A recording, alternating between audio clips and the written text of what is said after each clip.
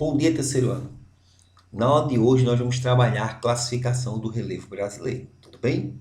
Para começarmos, vale salientar que cada classificação que nós vamos ver aqui dependeu da tecnologia da época, certo?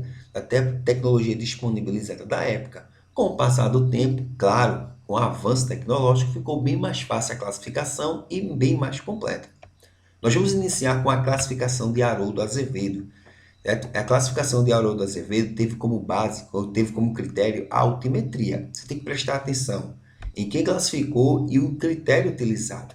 Na classificação de Haroldo Azevedo, ele viu que, de acordo com seus estudos, o Brasil só teria planaltos e planícies. E para poder classificar e diferenciar, era na questão da altimetria. Até 200 metros de altitude, eu teria aí planícies. Acima de 200 metros de altitude, eu teria aí planaltos, certo? Então, foi a classificação aceita para a época, de acordo com a tecnologia que tinha-se na época, tudo bem? Então, foi essa classificação que ele impôs aí, como vocês podem ver muito bem no mapa, como era o relevo brasileiro da época, tá bom? Vamos lá, gente. Dando continuidade, as coisas foram melhorando, claro. Então, nós tivemos aí a classificação de Aziz, Nassib e Absaber. Ele não descartou a questão de altimetria, certo? De Haroldo Azevedo, mas ele fez um complemento, tudo bem? Ele fez um complemento com a parte da pedologia e com a parte da geomorfologia. E Aziz, Nassib e Absaber ainda deu uma classificação bem melhor para planaltos e planícies. De que o planalto, quem predomina é o processo de erosão, tá bom? Já a planície, quem vai predominar, certo? É o processo de sedimentação e transporte. Então, a sedimentação na planície é mais intensa do que a erosão. De maneira geral, vai predominar o desgaste no planalto, já na planície vai predominar a acumulação dos sedimentos. Tudo bem? Então, foi dessa forma que ele classificou, mas mantendo aí que o Brasil só continuava com planaltos e planícies, certo? Beleza aí? Então, vamos prestar bem atenção nesses critérios. Passando aqui agora, pessoal, nós vamos ter a classificação atual brasileira, a mais bem aceita. Também por conta da tecnologia ficou bem mais fácil essa classificação, tá bom? É a classificação do professor Jurandir Rois.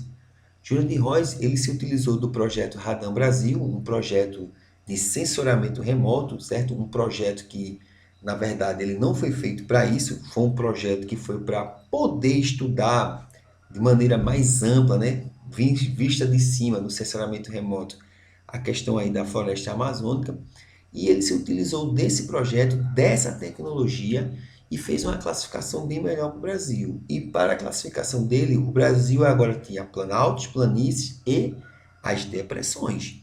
Então ficou uma classificação bem mais completa, como vocês podem ver aí no mapa, tá bom? Jurandir, ele utilizou as imagens de satélite, e com as imagens de satélite foi possível perceber que o Brasil tinha outros complementos de relevo. Lembrando que o Brasil não vai ter aí a questão das montanhas, porque no Brasil não existe dobramentos modernos. O Brasil não tem um choque entre placas tectônicas, tá bom? Então, para essa classificação entre as depressões é simples. Você já sabe que planalto predomina o processo de erosão, de desgaste. Planície vai predominar o processo de sedimentação, de acumulação desses sedimentos. E na depressão, a depressão, para você identificar, gente, é o seguinte: a região mais baixa, mais bem desgastada que você vê, que está mais desgastada do que qualquer outra área que esteja ao seu redor, eu vou dar uma classificação aí como depressão. Então, os critérios utilizados por Jurandir Rois, certo?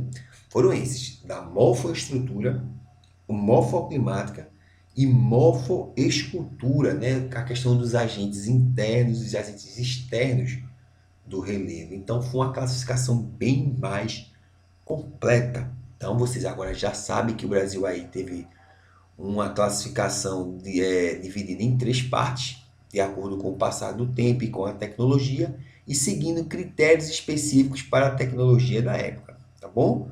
Haroldo Azevedo, com a altimetria, Jurandir, o Aziz Nassib e Absaber utilizou a altimetria, mas também outros componentes.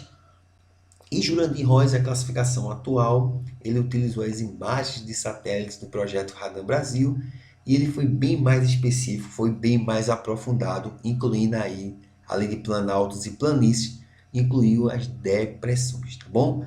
Prestem atenção nesses complementos, nesses critérios, certo? Utilizados por esses professores, façam suas anotações e acertem todas as questões do Enem. A aula de hoje é curta, mas é uma aula muito importante para o Enem, tá bom?